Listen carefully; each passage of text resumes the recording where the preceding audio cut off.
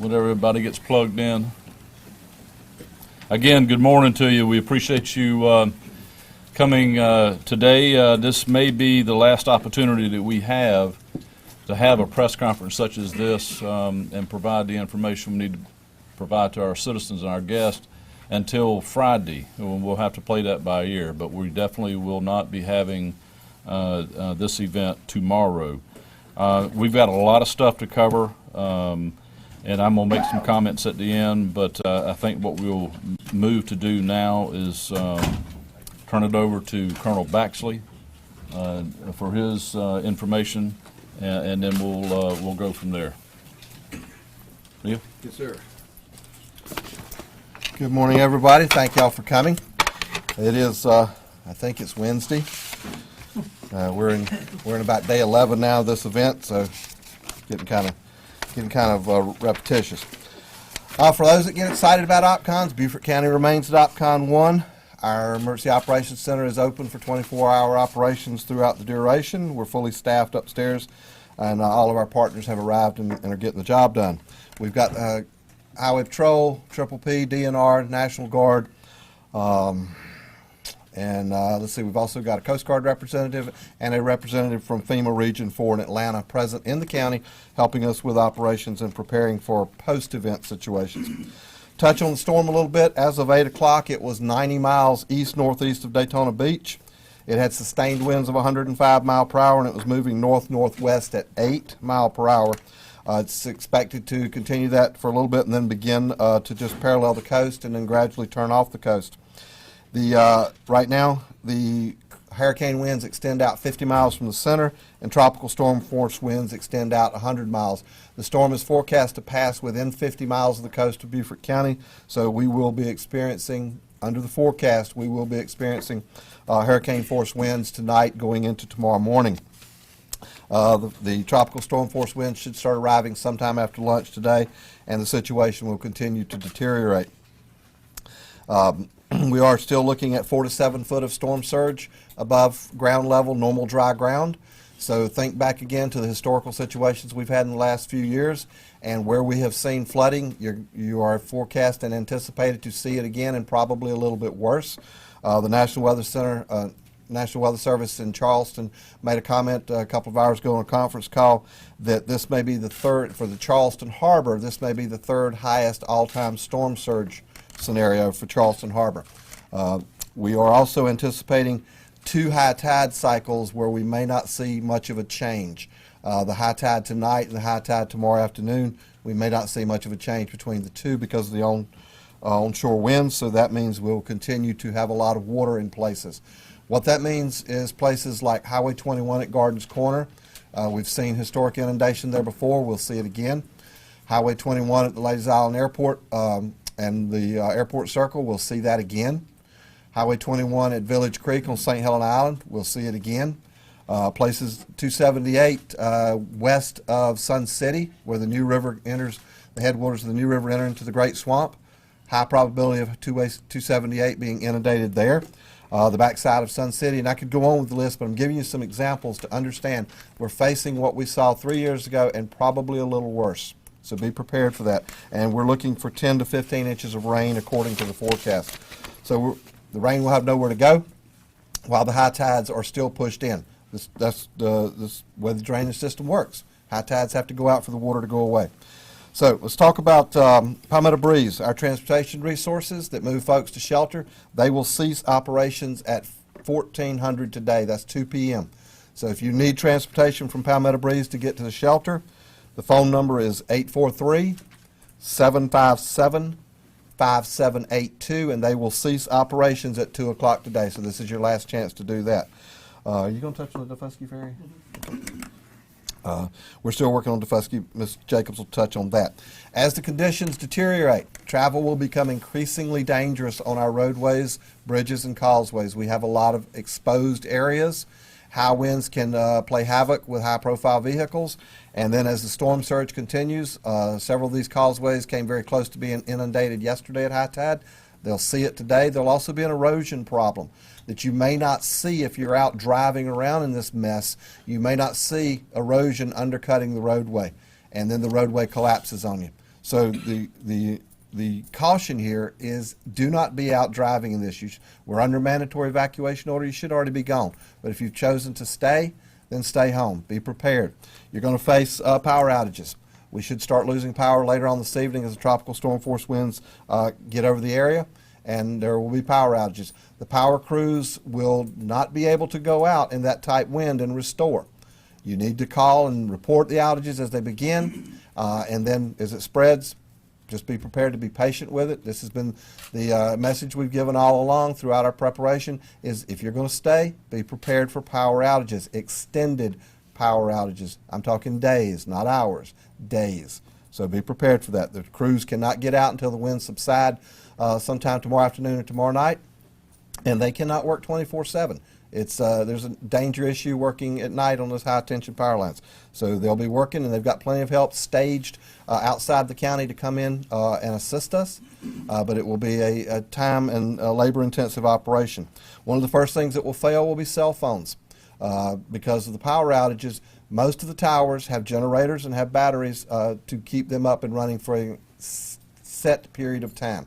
Once those generators run out of fuel, there'll be no way to refuel them until after the storm, so then cell phone coverage will drop off, and you'll be in a very limited communication situation. Once the storm has stopped and the tropical storm force winds have ceased, our public works crews and our contract crews will begin what we call a first push, and that's basically go down the middle of the road and get the trees out of a travel lane so that we can move a fire truck. That is our set criteria, is to be able to get a fire truck through because of the width and the height. And we'll push first to the hospitals, and then we begin to push the main roads and then the secondary roads, and then we get up to the private areas, and that takes time depending on the amount of damage we've had. So we will begin that, and we'll run those operations as long as we can, but again, the crews cannot run 24/7. They have to get rest, they have to refuel, they have to restock. So we'll be doing that as situation needs. Another thing with the power outages, once the power fails, and Joe's in the room standing here, he's going to talk a little bit more about the sewer lift stations, but when the power fails, you'll lose sewer power, and I'll let Joe extend on that some more.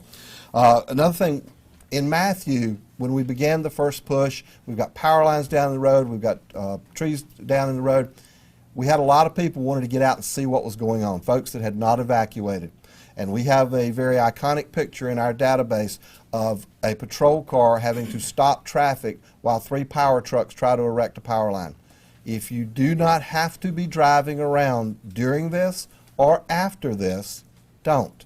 You make the situation worse. Because if the power crews have to stop the work they're doing because it's not safe because of folks out sightseeing, that takes longer to get the power back up and running. So if you don't have to be out and moving about, do not.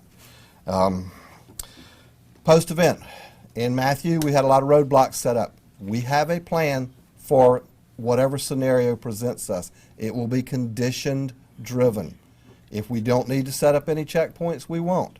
If we need to protect residential areas, commercial areas, property, inundated roads, whatever we need to do, conditions based, we will do. And be prepared to be stopped, be prepared to be turned around. If you're out riding around, expect to get stopped in this condition because we're going to find out who you are, what you're doing, and why you're doing it. And if you don't have good reason for being there, we will take appropriate action. I believe that's all I got right now, sir. Ashley, if y'all would introduce yourself for them when you go up, please. Thank you. Good morning, Ashley Jacobs, Beaufort County Administrator. The Hilton Head Airport and Ladies Island Airport will close today at noon. Both airports will reopen as soon as possible once it is safe for reentry and reestablishment of service. Beaufort Memorial Hospital is open and plans to remain open as long as possible. Hilton Head Hospital is closed. The Coastal Carolina Hospital in Jasper County is open. However, we do expect flooding of Highway 278 through the Great Swamp, so access may be an issue. All EMS units will respond as weather permits. Defusky Island, in terms of the Hague Point Ferry, at this time, the last scheduled ferry is for 3:40 p.m. However, that will depend on weather conditions. We are already seeing gusts of 50 miles per hour, so it's going to get choppy out there. As Colonel Baxley said, after the storm passes, we will have a first push. Public Works crews will be going out. Before that happens, though, all of our roads and bridges, our critical infrastructure need to be inspected before anyone can go out. After Public Safety gives us the green light, our Public Works crews will do a first push to get debris off the road. And again, our priority will be emergency vehicles so that they can get through. Those Public Works crews are embedded with our fire departments all across the county, and they will be ready to get moving once we get the green light. We will also send out damage assessment teams to assess the magnitude of damage to public infrastructure, such as facilities, roadways, piping systems, and bridges. And once the storm is over, our top priority will be getting our families, our residents, and our businesses back to normal as soon as possible. Thank you.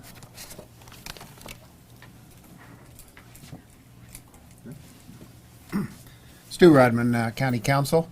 Couple of thoughts. For everybody that I talked to that stayed for Matthew, which is really a good example of what we may be facing, to a person, all said they would not stay again. Just to repeat that, all the people who stayed through Matthew that I talked to, and many other people talked to, said they would not stay again. As we go through this, think about your neighbors. Let's keep all our first responders in our prayers and thoughts. Good morning, folks. My name is Jeff Bradley. I'm the South Carolina House of Representatives member for Hilton Head and Daufuskie Island. I want to echo what Stu said to some extent. If you're here, you need to make good decisions. Keep that in mind. But if you're leaving, let's go, because it's starting to deteriorate out there. I've talked to the South Carolina Department of Transportation, and they are telling me that all roads for evacuation are open at this point. And we will come back to a community that has had significant damage, and we want to be patient with these folks in uniform who are trying their best just to keep us safe. And so let's look after our neighbors while we're out there, and let's get ready to put our community back together on a post-storm basis. Thank you very much.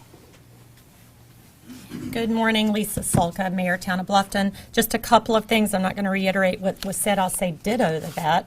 But just a few things for you to keep in mind. Mayor McCann is not here today because the wind gusts were so high, it was pretty treacherous to cross the bridge. So I would take that, and if you're on Hilton Head, consider why he is not here. He's with his EOC. So we represent him. Fill your tubs with water.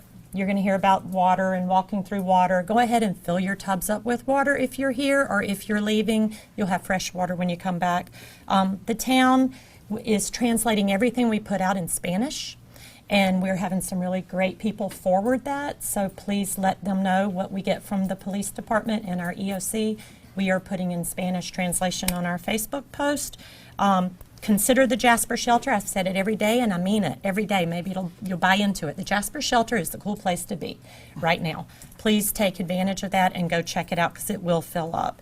And re-entry, just know if we're unable to do this with Sheriff and Lieutenant Colonel Baxley, we will pass along their information via Facebook. And so just stay tuned to all of our social media and this wonderful press, and we will get the information out and get you back here as quickly as we can, so we can get back to running things smoothly. Thank you. Be safe. Good morning. I'm Ed Waddell, and Beaufort County Coroner. During the storm, the coroner's office, once they pull EMS, fire service off the road, we will not be responding. Any death that occurs during the storm will have to be held in place. Once it's clear for us to get back on the road, then we will resume. This is something to take in consideration, and there will be some death to occur doing this. We just want you to know, think ahead, be prepared, and we will respond to you as soon as we can. Thank you.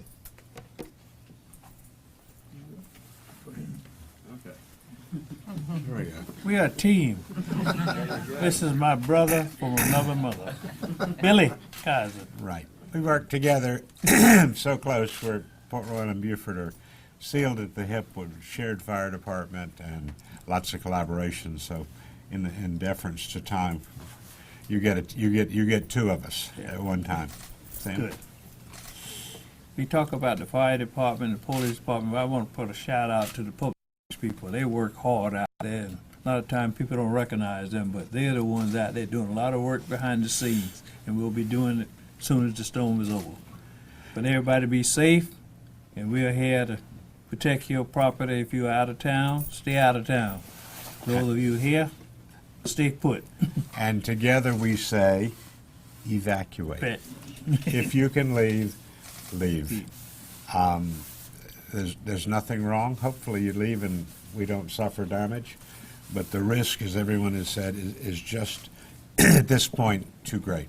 Thank you all, and thanks to our leadership for bringing us through this process and bringing us out of this process when it's finished. Thank you. Good morning. My name is Joe Mantua. I'm the general manager at Beaufort Jasper Water and Sewer Authority. Our emergency personnel have completed our preparations. We've topped off all of our generators. Our system's full of water. Our emergency crews are mobilized at their designated facilities as of this morning. We will be adjusting valves this afternoon at the critical causeways beginning at 4 p.m. This is going to result in reduced flow. We still have water service, but it'll be reduced flow.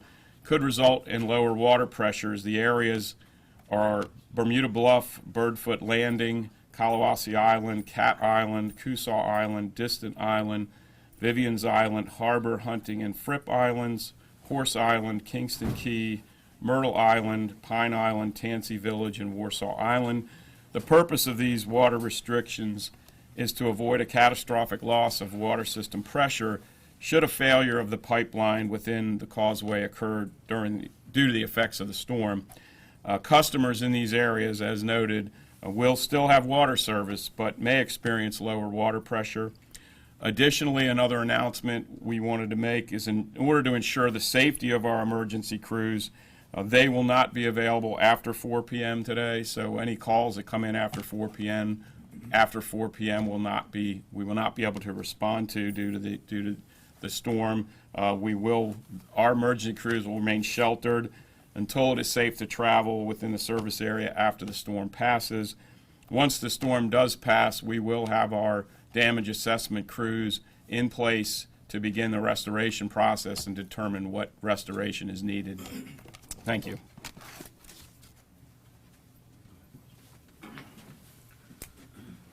Good morning. I'm Weston Newton, State Representative from the Hilton Head, Bluffton portions of Jasper County area. As a former County Council Chairman, and at the risk of being an officious intermeddler, as a state representative who really has no role in what's happening here at the local EMD, I'm here to do two things.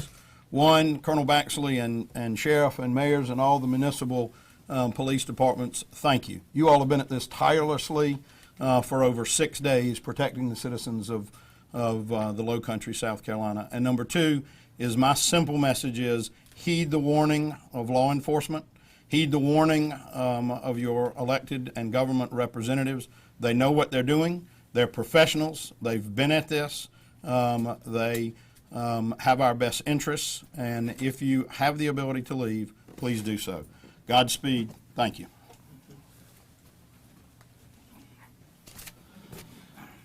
I want to thank everyone for all of their comments.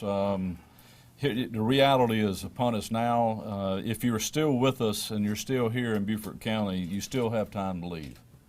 It looks like the estimate of problem times for me is probably 6 p.m. today through 6 p.m.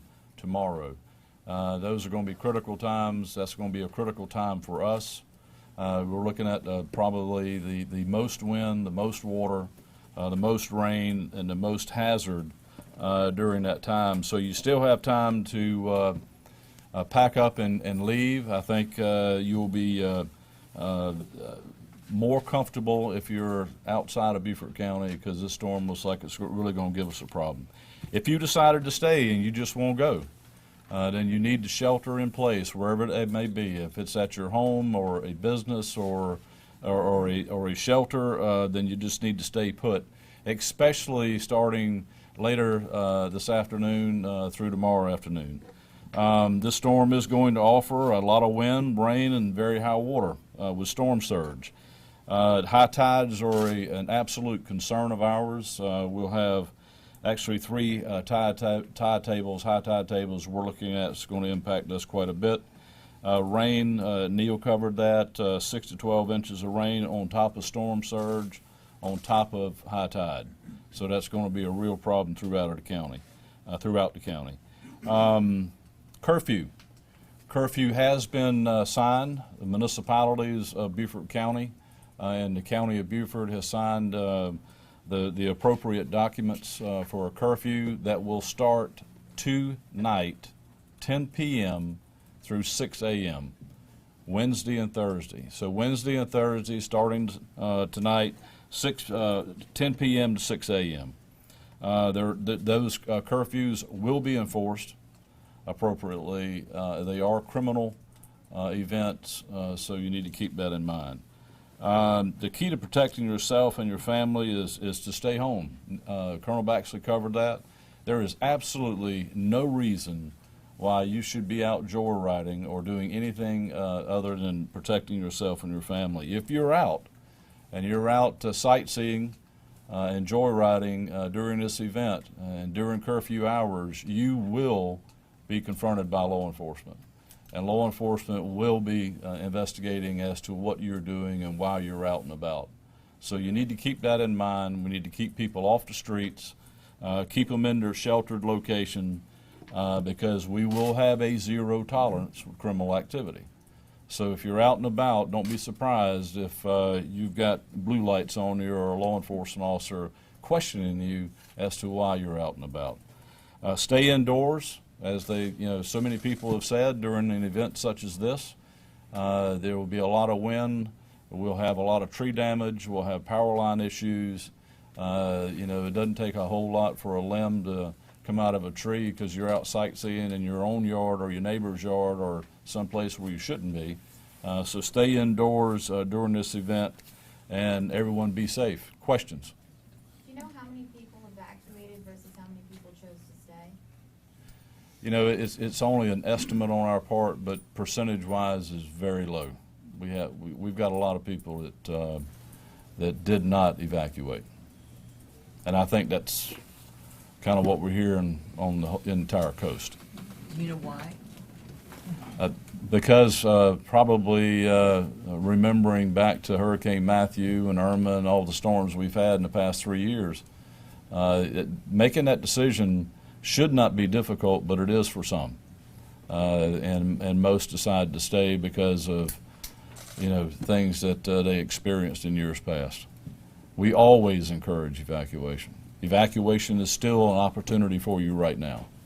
And if you're given any kind of second thoughts to evacuating, stop thinking about it, get in your car, move you and your family to safety out of Beaufort County. Do we have any idea how many people are in the Jasper County shelter at this point? I think the last count was somewhere around 160. And how many can it hold? It's 1,695 or something like that. There were 192 in shelter last Okay. night. 192. And it holds how many, Neil? You remember? 1,700? 1,700. So there's still plenty of room. It's an easy drive right now, but when high tide comes in about 2 o'clock today, that may not be so easy. Any plans? Go ahead, I'm sorry. Any plans yet for re-entry? Oh, we're planning for reentry, absolutely. I mean, those plans have been in place. Everyone that's here before you is heavily involved in reentry. We're still in evacuation mode, but we'll shift from that later on today to security, and then from there we'll be looking at, law enforcement-wise, we'll be looking at reentry. So You mentioned that the cell phone towers will lose power at some point. What about the landlines? Are they powered for a while? They are, No battery powered? till the trunk system goes out. So, and we've experienced that as well. 911 lines are activated, and we have things in place to deal with that. But when you have a lot of wind, rain, and water, anything could happen. We're lucky that we have two medical facilities that are operational, but again, it's trying to get there is the problem. You know, even though we have a medical facility available, it's trying to get a patient you know, from their home or from a location to the hospital during a storm is difficult. Ambulances have a real tough time traveling in high winds on bridges. They're top heavy. Do you know how many National Guardsmen are in the area? Actually, I asked for that number. Did you get it? Yes, sir, it did. You've got 289 guardsmen. 289. Is there a part of the county that you guys are more concerned about with storm surge, or a part that's more high profile? Yeah, and Colonel Baxley can go through that again. There are areas that we were able to identify fairly clearly in Matthew, but more clearly in Irma. And we're actually looking at, you know, I think we're looking at a more problems with storm surge than we did in Matthew and Irma.